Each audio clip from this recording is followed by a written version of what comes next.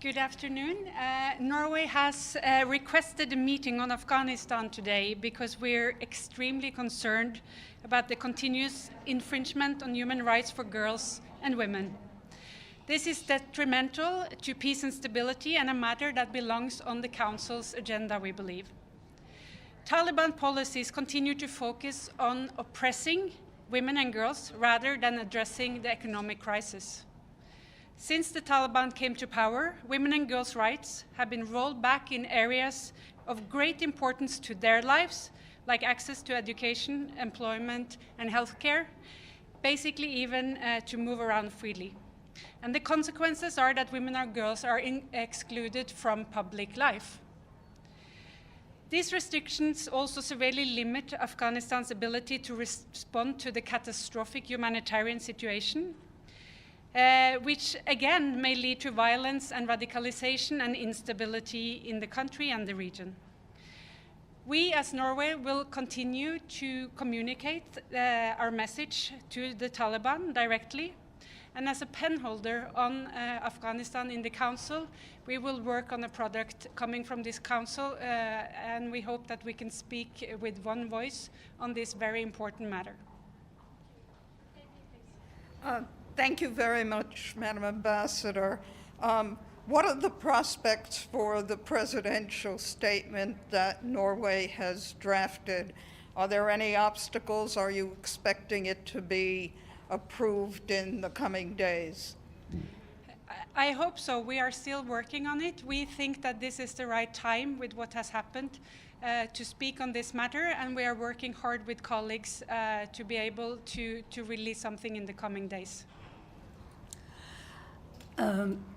What concretely can be done for the Taliban to reverse what they just did with the women? Because, you know, you can do whatever you want inside the Security Council. They don't care. So what can be done for the women to go back to school and to have a normal life? For us, we keep the communication with the Taliban open in order to continue to put pressure. I hope that if the Council can speak with one voice, that has some clout. The Taliban is isolated in their views on this, and we need to explain, and they need to understand that if they want to bring this country out of the financial economic crisis, they need to bring with them an educated 100% of the population. So for now, we will continue to communicate, and that's what we can do right now. Thank you, Madam Ambassador. Would Norway support action in the Security Council in regards to the death of our colleague, and what sort of action would you support, and what sort of investigation do you think should come to look at this? Our condolences are also from the Norwegian mission on her death. We are working with colleagues. We hope that the Council can speak on this matter. And of course, we also are fully behind and support an independent investigation into the matter. But we will continue to work also on that in the coming days. Thank you.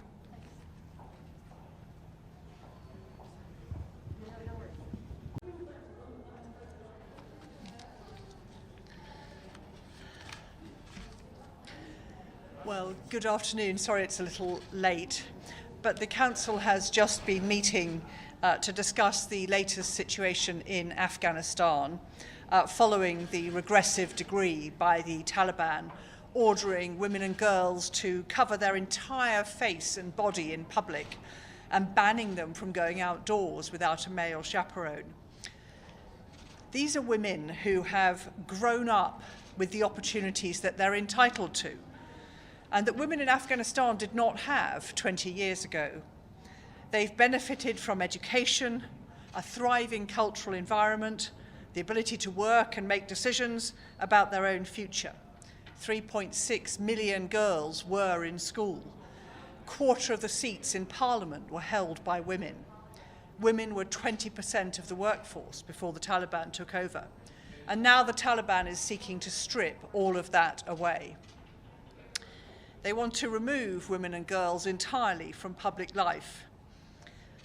But as the UK's Minister for Afghanistan, Lord Ahmed, has said previously in the Council, Islam is clear on equality for girls and the rights of women. It's hard to see that the international community, and importantly the Afghan people, will ever respect the Taliban as legitimate authorities if this is the future for Afghanistan that they pursue.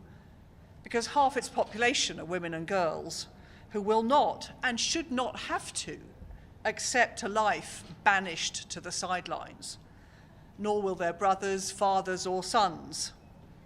So it's regressive, it's wrong, and I think it underlines the Taliban's inability to lead Afghanistan out of its current economic and social and humanitarian crisis. Thank you. Madam Ambassador, could I ask you to respond to the request from the League of Arab States yesterday for the Security Council to take action in response to the killing of my Al Jazeera colleague who was killed in the West Bank? Would you support any action from the Security Council, and if so, what kind of action? Well, the first thing to say is to express our condolences to her family, her friends, and to you, her colleagues.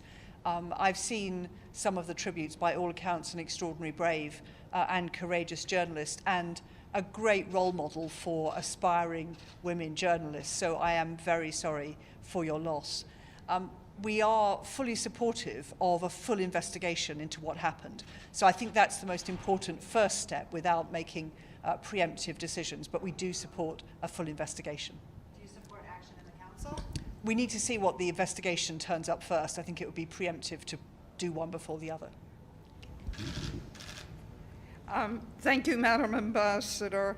What do you see as the prospects for the Security Council agreeing on a presidential statement on Afghanistan?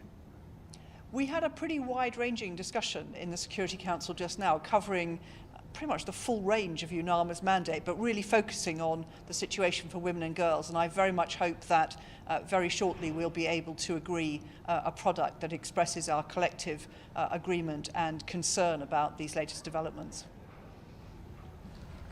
Thank you. Thank you all very much. Have a good afternoon.